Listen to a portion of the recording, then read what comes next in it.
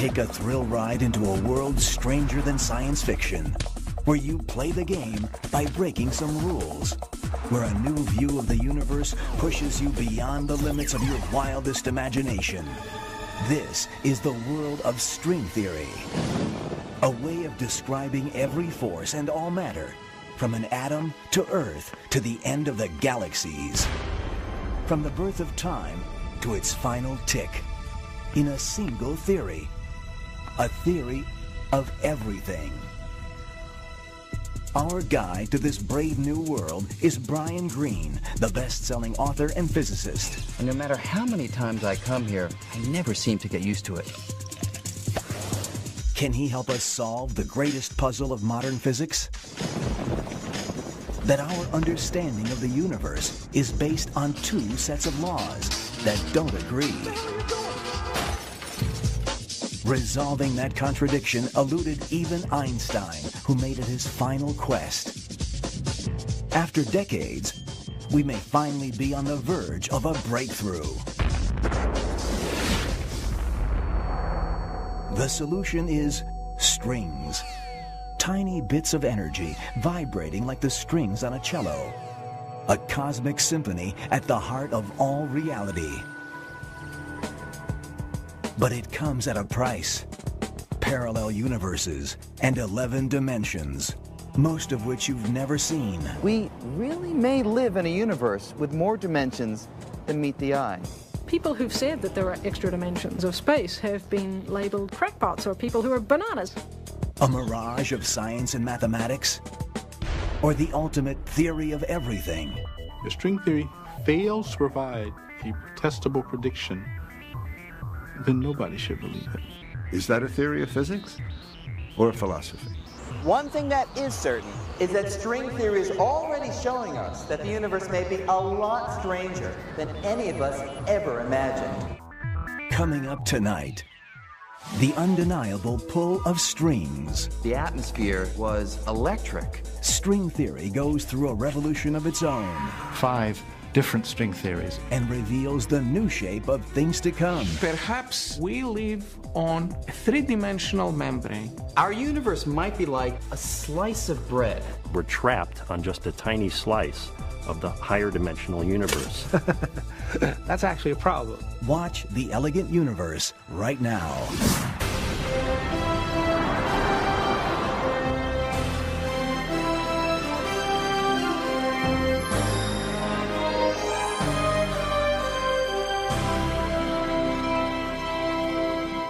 Major funding for NOVA is provided by the Park Foundation. We see 400 employees in 3 years. At Microsoft, your potential inspires us to create software that helps you reach it. Your potential, our passion. Science. It's given us the framework to help make wireless communications clear. Sprint is proud to support NOVA. Funding for the Elegant Universe is provided by the Alfred P. Sloan Foundation to enhance public understanding of science and technology. And by the National Science Foundation, America's investment in the future. Additional funding is provided by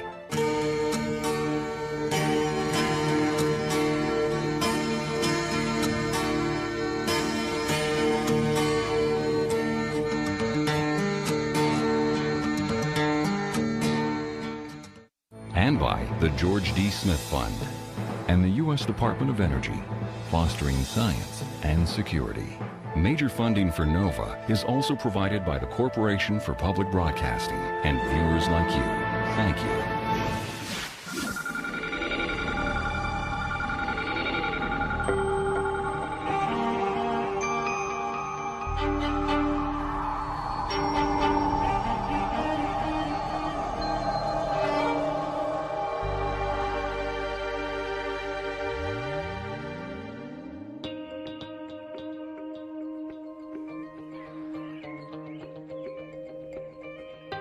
Imagine that we were able to control space or control time. the kinds of things that we'd be able to do would be amazing. I might be able to go from here to here, to here, to here, and over to here in only an instant. Now, we all think that this kind of trip would be impossible, and it probably is. But in the last few years, our ideas about the true nature of space and time have been going through some changes, and things that used to seem like science fiction are looking not so far-fetched. It's all thanks to a revolution in physics called string theory, which is offering a whole new perspective on the inner workings of the universe. String theory holds out the promise that we can really understand questions of why the universe is the way it is at the most fundamental level. String theory is really the Wild West of physics. This is an area of theoretical physics which is so radically different from anything that's been before. This radical new theory starts with a simple premise that everything in the universe, the Earth, these buildings, even forces like gravity and electricity, are made up of incredibly tiny, vibrating strands of energy called strings. And small as they are, strings are changing everything we thought we knew about the universe, especially our ideas about the nature of space. To see how, let's first shrink all of space to a more manageable size. Imagine that the whole universe consisted of nothing more than my hometown, Manhattan. So now, just one borough of New York City makes up the entire fabric of space. And just for kicks, let's also imagine that I'm the CEO of a large corporation with offices on Wall Street. Because time is money, I need to find the quickest route from my apartment here in Upper Manhattan to my offices in Lower Manhattan. Now, we all know that the shortest distance between 2 points is a straight line, but even if there's no traffic, a bit of a stretch, even in our imaginary Manhattan, it'll still take us some amount of time to get there.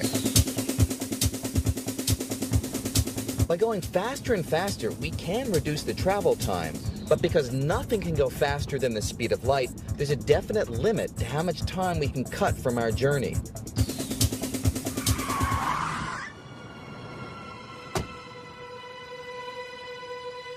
This Manhattan universe fits with an old classical vision of space. Basically, a flat grid that's static and unchanging. But when Albert Einstein looked at the fabric of space, he saw something completely different. He said that space wasn't static. It could warp and stretch. And there could even be unusual structures of space, called wormholes. A wormhole is a bridge or a tunnel that can link distant regions of space. In effect, a cosmic shortcut. In this kind of universe, my commute would be a New Yorker's dream. But there's a hitch. To create a wormhole, you've got to rip or tear a hole in the fabric of space. But can the fabric of space really rip? Can this first step toward forming a wormhole actually happen? Well, you can't answer these questions on an empty stomach.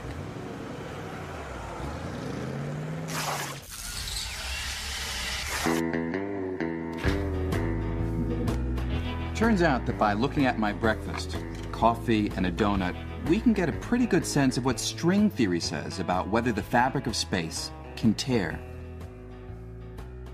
Imagine that space is shaped like this donut.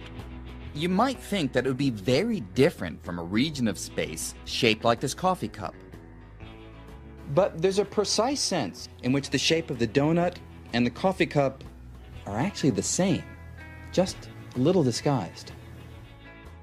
You see, they both have one hole. In the donut, it's in the middle, and in the coffee cup, it's in the handle. That means we can change the donut into the shape of a coffee cup and back again without having to rip or tear the dough at all. Okay, But suppose you want to change the shape of this donut into a very different shape, a shape with no holes. The only way to do that is to tear the donut like this, and then reshape it.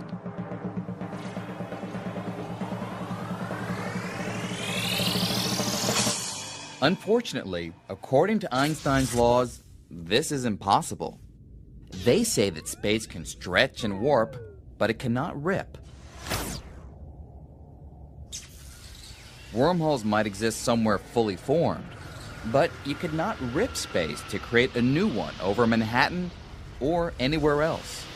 In other words, I can't take a wormhole to work. But now, string theory is giving us a whole new perspective on space, and it's showing us that Einstein wasn't always right. To see how, let's take a much closer look at the spatial fabric. If we could shrink down to about 1/millionth of a billionth of our normal size, we'd enter the world of quantum mechanics. The laws that control how atoms behave. It's the world of light and electricity and everything else that operates at the smallest of scales. Here, the fabric of space is random and chaotic. Rips and tears might be commonplace.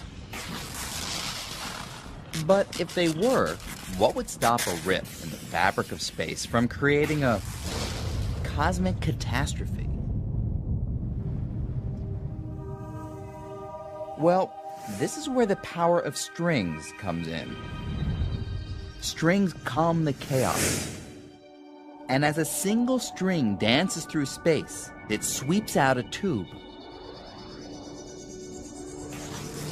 The tube can act like a bubble that surrounds the tear, a protective shield with profound implications.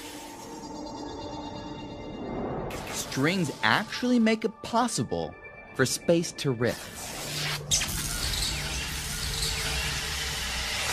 Which means that space is far more dynamic and changeable than even Albert Einstein thought. So, does that mean that wormholes are possible? Will I ever be able to take a stroll on Everest? Grab a baguette in Paris? And still make it back to New York in time for my morning meeting?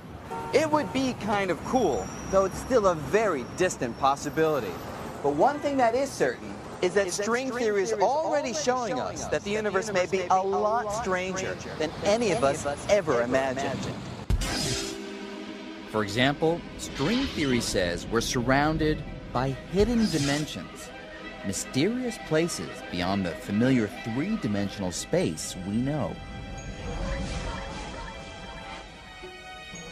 People who've said that there are extra dimensions of space have been labeled as, crackpots or people who are bananas. I mean, what do you think there are extra dimensions? Well, string theory really predicts it. What we think of as our universe could just be one small part of something much bigger. Perhaps we live on a membrane, a three-dimensional membrane that floats inside a higher dimensional space. There could be entire worlds right next to us, but completely invisible. These other worlds would, in a very literal sense, be parallel universes. This isn't a particularly exotic or strange notion. No wonder physics students are lining up to explore the strange world of string theory. String theory is very active. Things are happening. There are a lot of people doing it.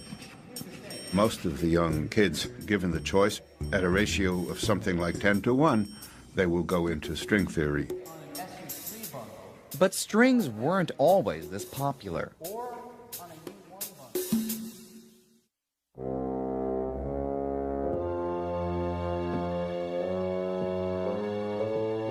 The pioneers of string theory struggled for years, working alone on an idea that nobody else believed in.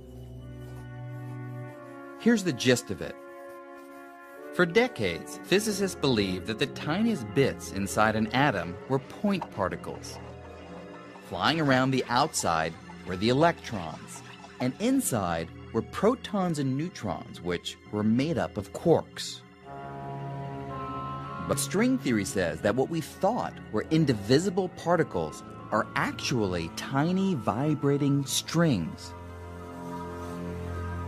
It's nothing really mystical. It's a really tiny string. It either closes into its little circle or it has endpoints, but it's just a little string. In the 1980s, the idea caught on, and people started jumping on the string bandwagon. Well, the fact that suddenly all these other people were working in the field had its advantages and its disadvantages. It was wonderful to see how rapidly the subject could develop now because so many people were working on it. One of the great attractions of strings is their versatility.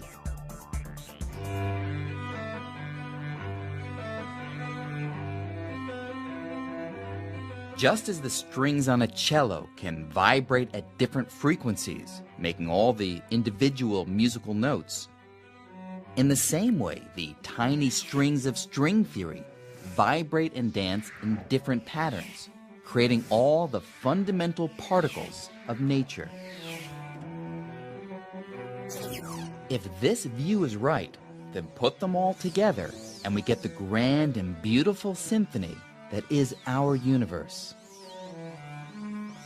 What's really exciting about this is that it offers an amazing possibility. If we could only master the rhythms of strings, then we'd stand a good chance of explaining all the matter and all the forces of nature, from the tiniest subatomic particles to the galaxies of outer space.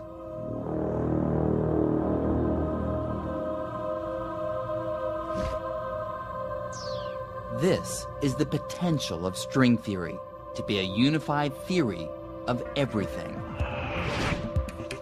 But at first sight, in our enthusiasm for this idea, we seem to have gone too far.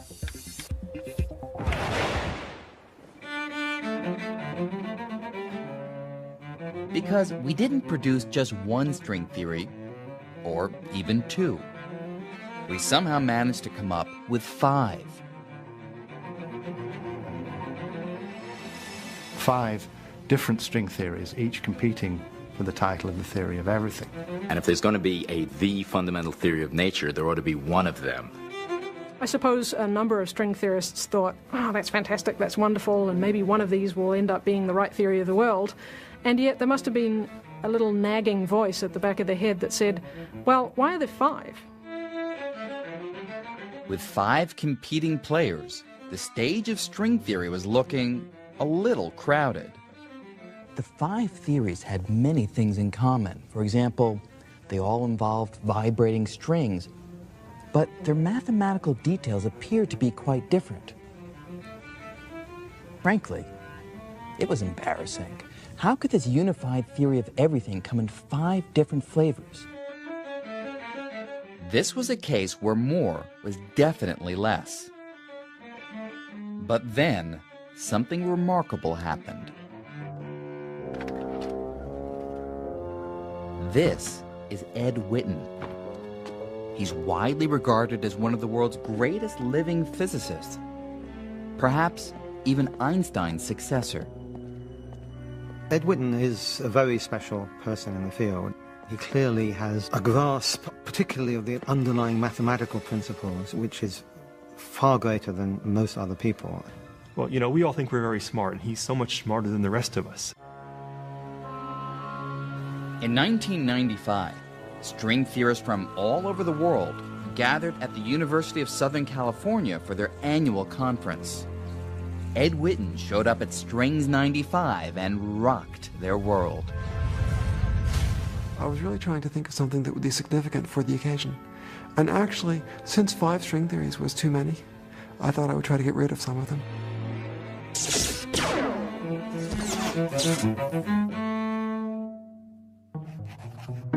To solve the problem, Witten constructed a spectacular new way of looking at string theory.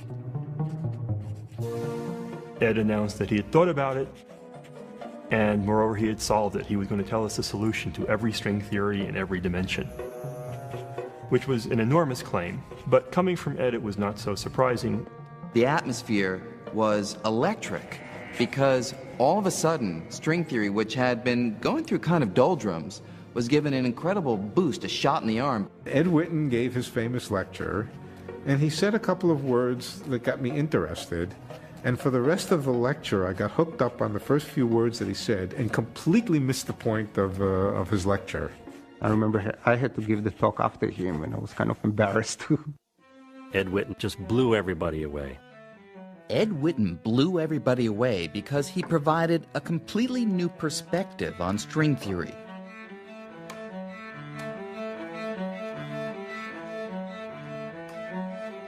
From this point of view, we could see that there weren't really 5 different theories.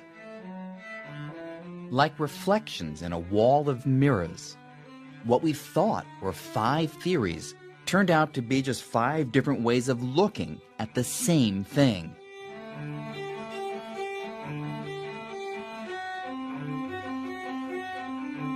String theory was unified at last.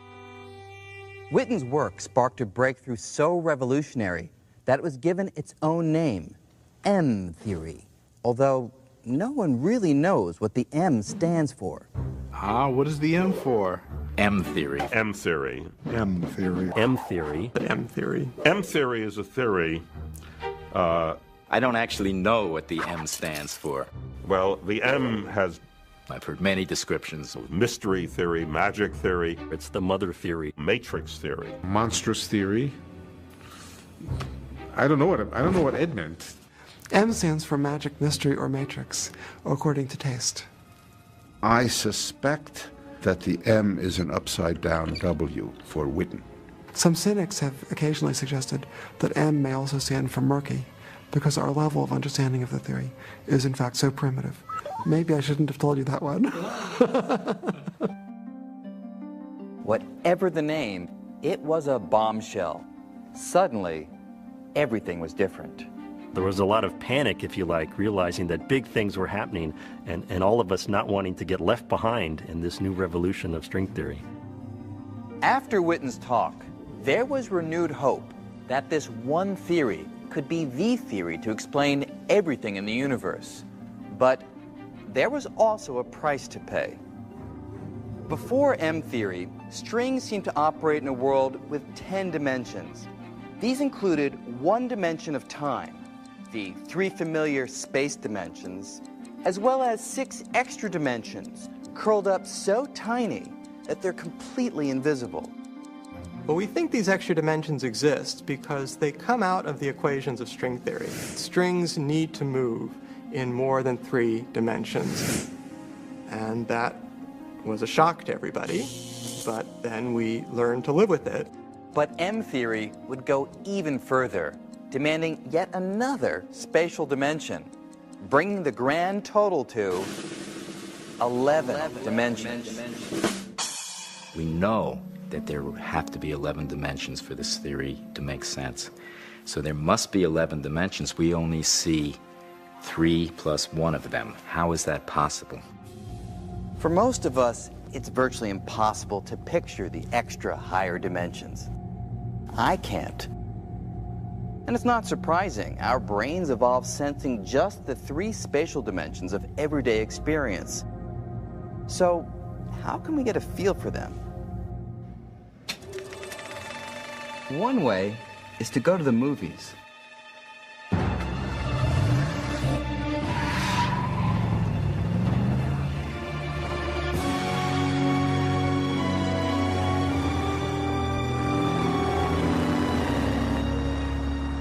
We're all familiar with the real world having 3 spatial dimensions. That is, anywhere I go, I can move left, right, back, forth, or up, down. But in the movies, things are a bit different. Even though the characters on a movie screen look 3-dimensional, they actually are stuck in just 2 dimensions. There is no back forth on a movie screen. That's just an optical illusion. To really move in the back fourth dimension, I'd have to step out of the screen. And sometimes moving into a higher dimension can be a useful thing to do.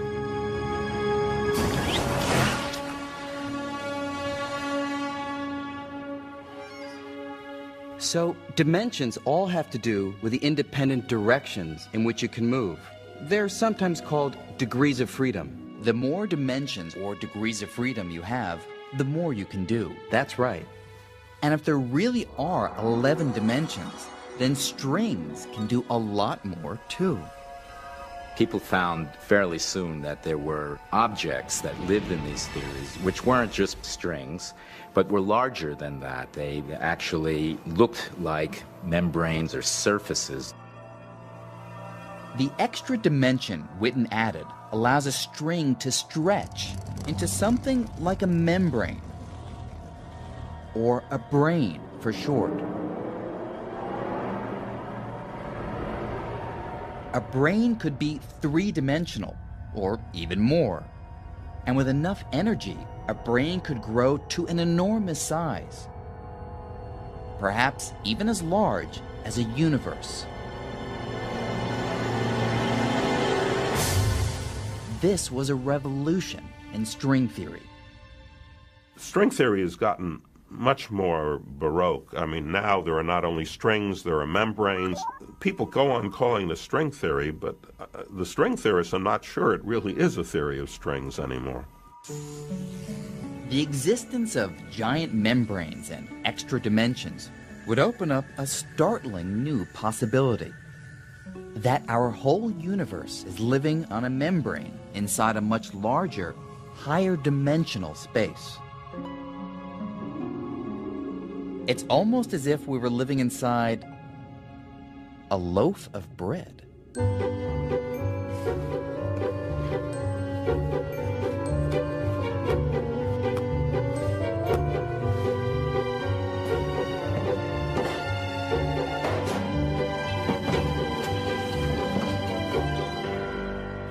Our universe might be like a slice of bread, just one slice in a much larger loaf that physicists sometimes call the bulk. And if these ideas are right, the bulk may have other slices, other universes that are right next to ours, in effect, parallel universes. Not only would our universe be nothing special, but we could have a lot of neighbors.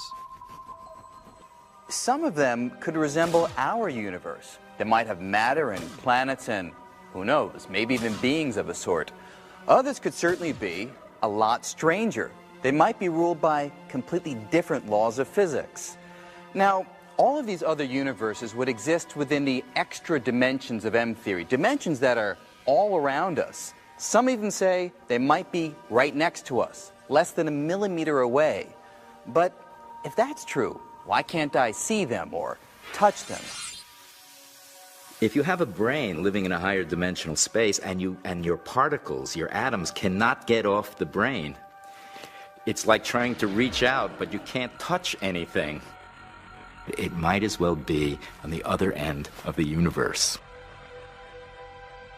And it's a very powerful idea, because if it's right, it means that our whole picture of the universe is clouded by the fact that we're trapped on just a tiny slice of the higher dimensional universe. It is a powerful idea, especially because it may help solve one of the great mysteries of modern science. It has to do with gravity. It's been more than 300 years since Isaac Newton came up with the universal law of gravity, inspired, as the story goes, by seeing an apple fall from a tree. Today it seems obvious that gravity is a powerful force.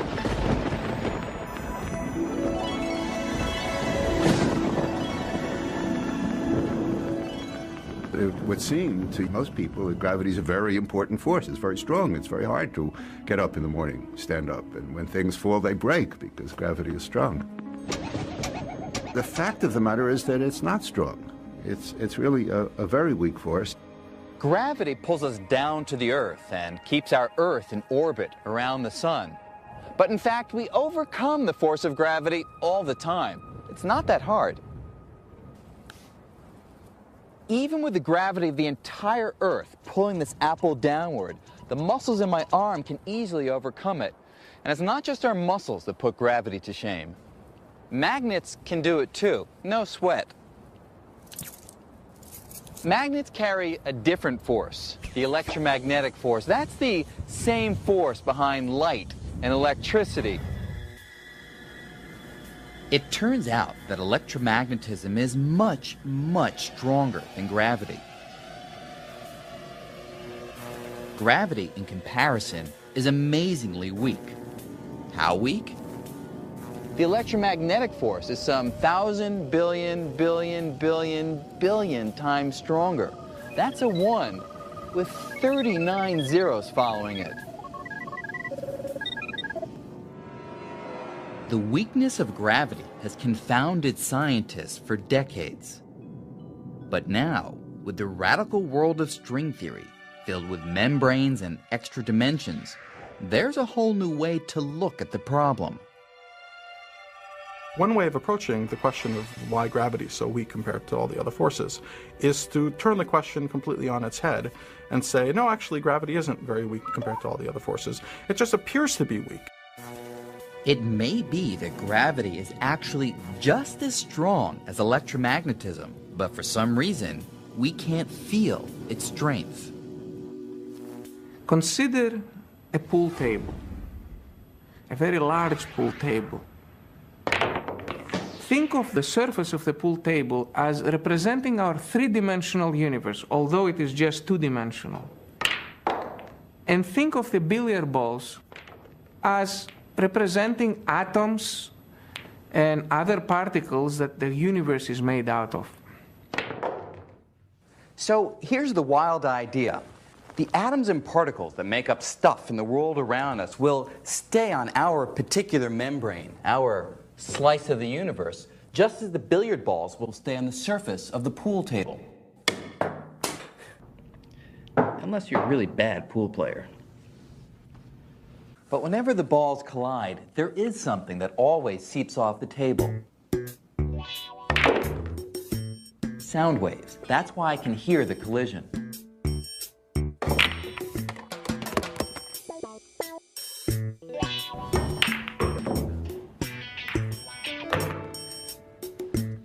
Now, the idea is that gravity might be like the sound waves. It might not be confined to our membrane. It might be able to seep off our part of the universe.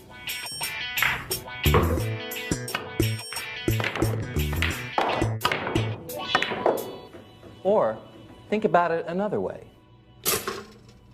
Instead of pool tables, let's go back to bread.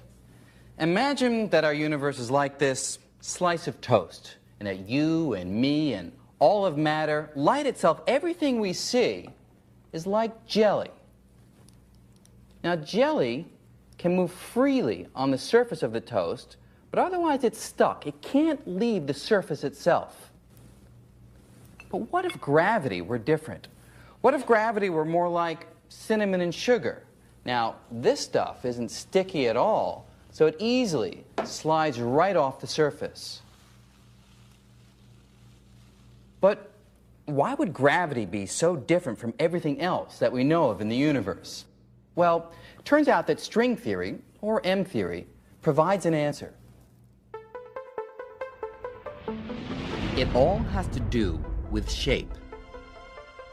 For years, we concentrated on strings that were closed loops, like rubber bands. But after M theory, we turned our attention to other kinds. Now we think that everything we see around us, like matter and light, is made of open-ended strings. And the ends of each string are tied down to our three-dimensional membrane. But closed loops of string do exist. And one kind is responsible for gravity. It's called a graviton. With closed loops, there are no loose ends to tie down, so gravitons are free to escape into the other dimensions, diluting the strength of gravity and making it seem weaker than the other forces of nature. This suggests an intriguing possibility. If we do live on a membrane, and there are parallel universes on other membranes near us, we may never see them, but perhaps we could one day feel them through gravity. If there happens to be intelligent life on one of the membranes, then this intelligent life might be very close to us. So theoretically, and purely theoretically, we might be able to communicate with this intelligent life by exchanging strong gravity wave sources. So who knows, maybe someday we'll develop the technology and use gravity waves to actually communicate with other worlds.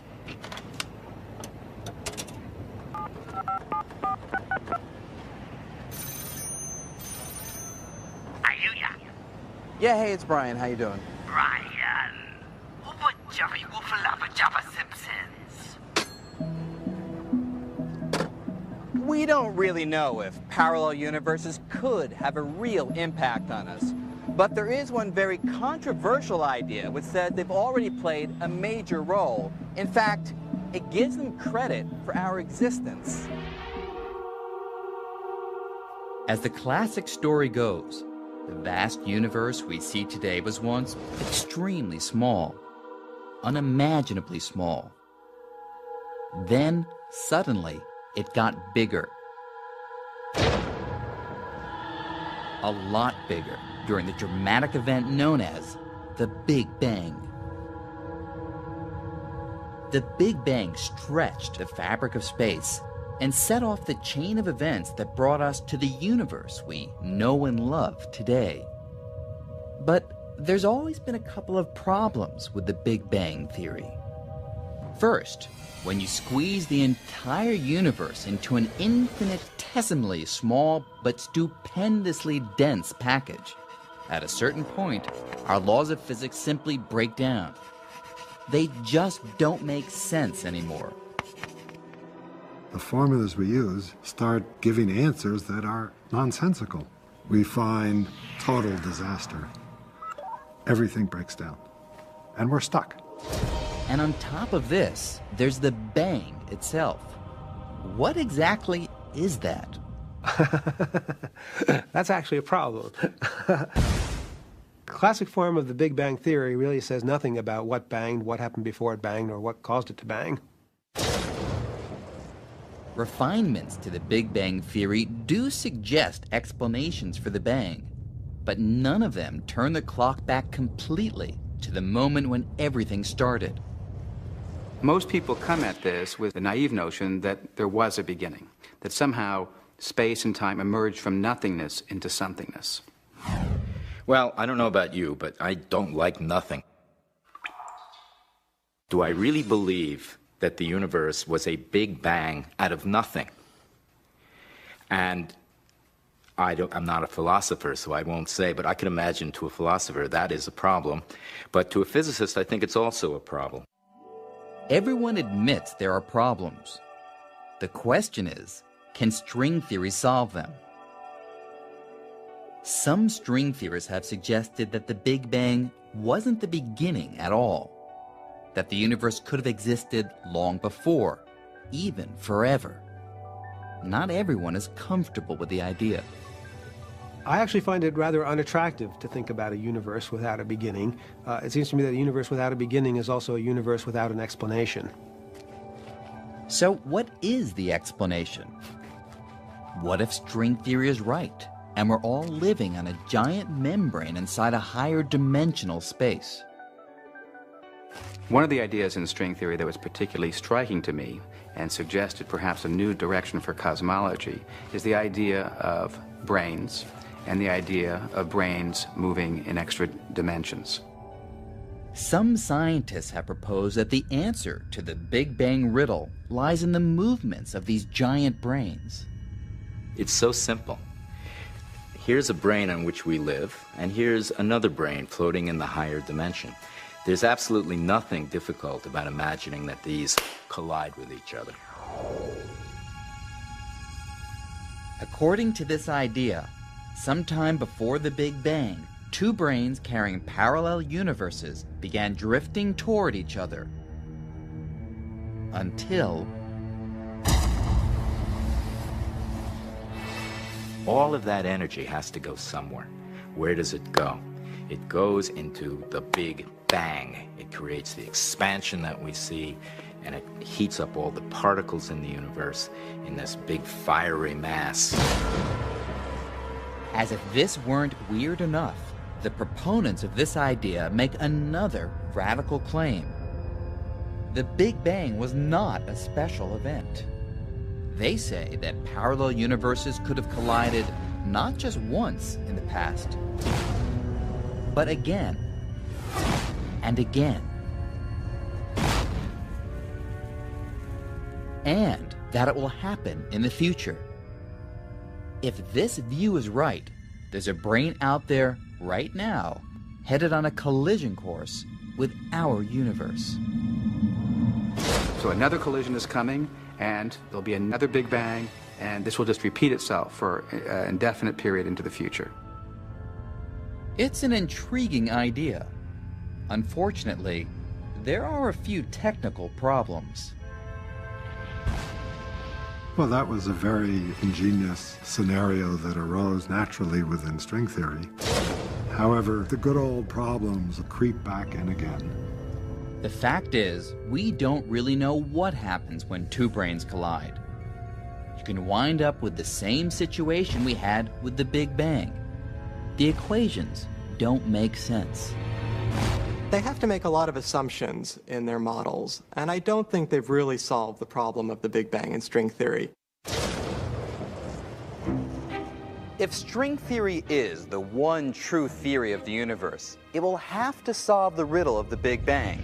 And there's a lot of hope that someday string theory will succeed. But for now, there's also a lot of uncertainty. As promising and exciting as the theory is, we don't entirely understand it. It's as if we've stumbled in the dark into a house, which we thought was a two-bedroom apartment, and now we're discovering is a 19-room mansion, at least, and maybe it's got 1,000 rooms, and we're just beginning our journey. So, how sure are we that the universe is the way that string theory describes it? Is the world really made up of strings and membranes, parallel universes, and extra dimensions? Is this all science or science fiction? Well, the question we often ask ourselves as we work through our equations is this just fancy mathematics, or is it describing the real world? These exercises in our imagination and mathematics are all, at the end of the day, subjected to a single question. Is it there in the laboratory? Can you find its evidence? String theory and string theorists do have a real problem. How do you actually test string theory? If you can't test it in the way that we test normal theories, it's not science, it's philosophy. And that's a real problem. Strings are thought to be so tiny, much smaller than an atom, that there's probably no way to see them directly. But even if we never see strings, we may someday see their fingerprints. You see, if strings were around at the beginning of the universe, when things were really tiny, they would have left impressions or traces on their surroundings. And then, after the Big Bang, when everything expanded, those traces would have been stretched out, along with everything else. So, if that's true, we may someday see the telltale signs of strings somewhere in the stars.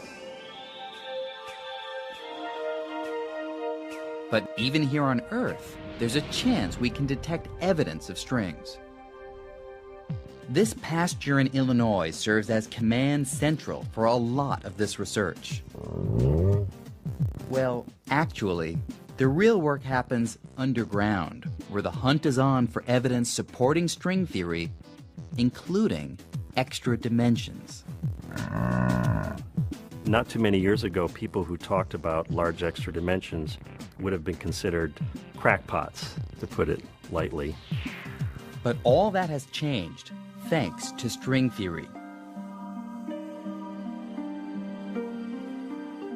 This is Fermilab, and right now it's our best hope for proving that extra dimensions are real.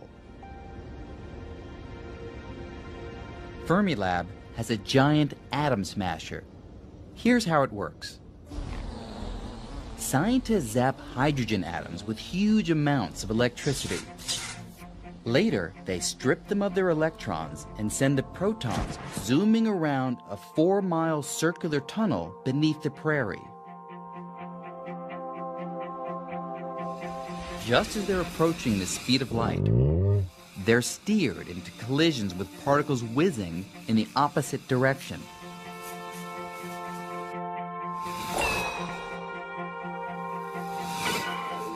Most collisions are just glancing blows, but occasionally there's a direct hit.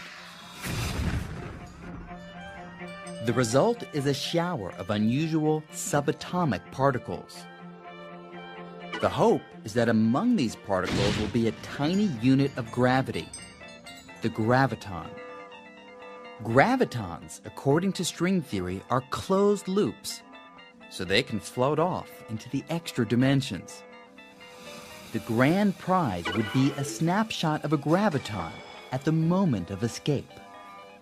And then the graviton goes to the extra dimension, and then it shows in the detector by its absence. You see it by its absence. Unfortunately, Fermilab hasn't yet seen the vanishing graviton. And the pressure is on, because another team is hot on the same trail.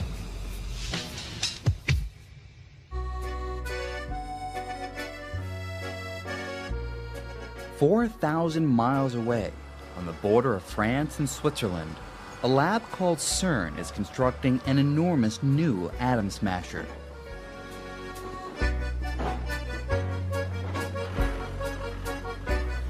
When it's finished, it will be 7 times more powerful than Fermilab's.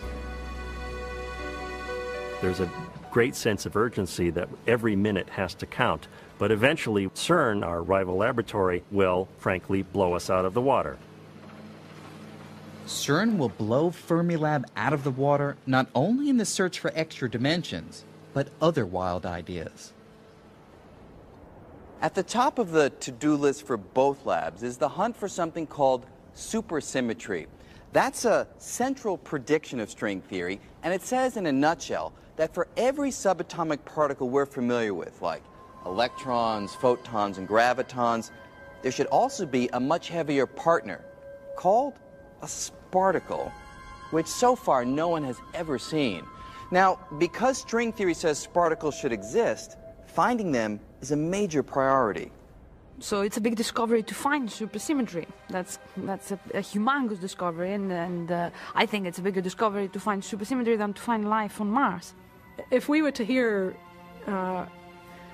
tomorrow that supersymmetry was discovered, there would be parties all over the planet. The problem is, if they exist, the sparticles of supersymmetry are probably incredibly heavy. So heavy that they may not be detected with today's atom smashers. The new facility at CERN will have the best chance once it's up and running in several years. But that won't stop the folks at Fermilab from trying to find them first.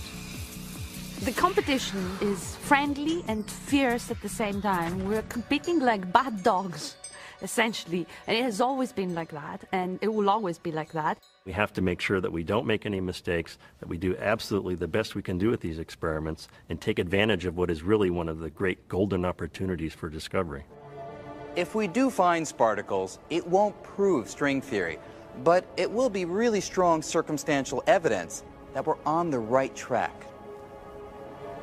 Over the next 10 to 20 years, the new generation of atom smashers is sure to uncover surprising truths about the nature of our universe. But will it be the universe predicted by string theory? What if we don't find sparticles or extra dimensions? What if we never find any evidence that supports this weird new universe filled with membranes and tiny vibrating strings? could string theory, in the end, be wrong? Oh yes, it's certainly a logical possibility that we've all been wasting our time for the last 20 years and that the theory is completely wrong. There have been periods of many years where all of the smart people, all of the cool people were working on one kind of theory, moving in one kind of direction, and even though they thought it was wonderful, it turned out to be a dead end. This could happen to string theory. Even though there's no real evidence yet, so much of string theory just makes so much sense. A lot of us believe it's just got to be right. I don't think it's ever happened that a theory that has the kind of mathematical appeal that string theory has turned out to be entirely wrong. I would find it hard to believe that that much elegance and mathematical beauty would simply be wasted. I don't really know how close we are to the end. You know, are we almost there and having the complete story? Is it going to still be another 10 years? Nobody knows. But I think it's going to keep me busy for a long time. We have been incredibly lucky. Nature has somehow allowed us to unlock the keys to many fundamental mysteries already. How far can we push that? We won't know until we try. A century ago, some scientists thought they had pretty much figured out the basic laws of the universe. But then Einstein came along and dramatically revised our views of space and time and gravity. And quantum mechanics unveiled the inner workings of atoms and molecules, revealing a world that's bizarre and uncertain. So, far from confirming that we had sorted it all out, the 20th century showed that every time we looked more closely at the universe, we discovered yet another unexpected layer of reality. As we embark on the 21st century, we're getting a glimpse of what may be the next layer. Vibrating strings, sparticles, parallel universes, and extra dimensions. It's a breathtaking vision, and in a few years, experiments may begin to tell us whether some of these ideas are right or wrong. But regardless of the outcome, we'll keep going because, well, that's what we do. We follow our curiosity. We explore the unknown. And 100 or 1,000 years from now, today's view of the cosmos may look woefully incomplete, perhaps even quaint. But undeniably, the ideas we call string theory are a testament to the power of human creativity. They've opened a whole new spectrum of possible answers to age-old questions. And with them, we've taken a dramatic leap in our quest to fully understand this elegant universe.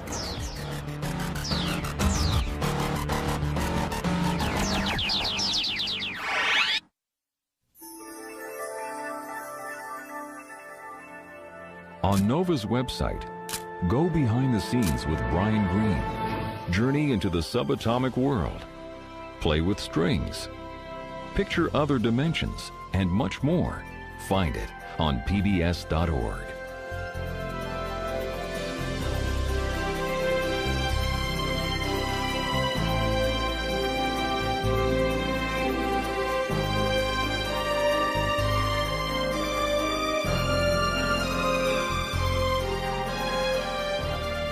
To order this program on VHS or DVD, or the book The Elegant Universe, please call WGBH Boston Video at 1-800-255-9424.